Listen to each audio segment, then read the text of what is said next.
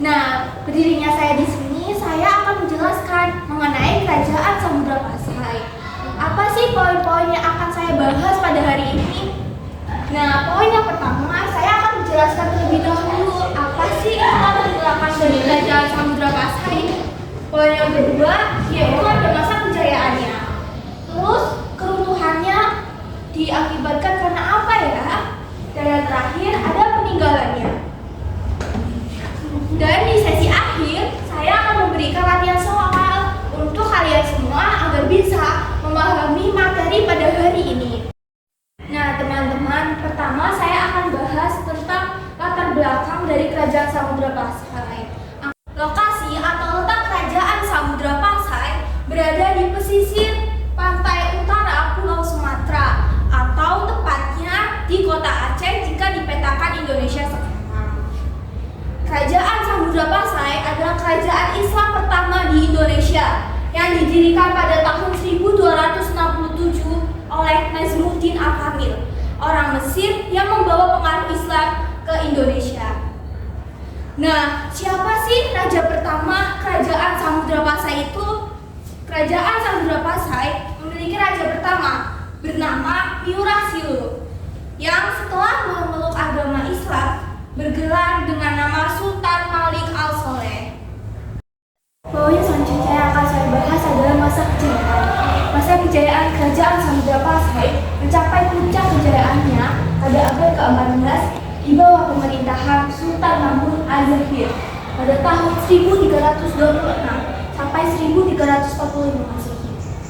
Letaknya yang strategis membuat Kerajaan Samudra Pasai menjadi jalur perdagangan internasional yang memiliki peran penting dalam pusat perniagaan dari pedagang Cina, Arab, dan India. Komoditas utama yang diperdagangkan oleh Kerajaan Samudra Pasai adalah lada.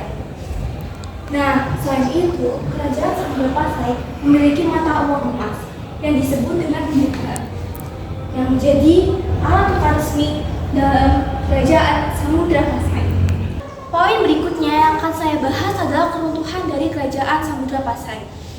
Kerajaan Samudra Pasai mengalami kemunduran akibat serangan dari Kerajaan Majapahit sekitar tahun 1360 Masehi. Akhirnya Kerajaan Samudra Pasai runtuh pada tahun 1517 Masehi akibat serangan dari Kesultanan Aceh.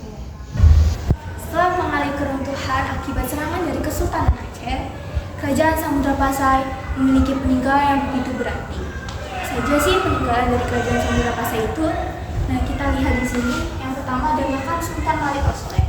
Batu nisan Sultan Malik Al-Soleh bertuliskan 1290 Masehi, yang menunjukkan bahwa Sultan Malik Al-Soleh merupakan pengaruh Islam dari Gujarat.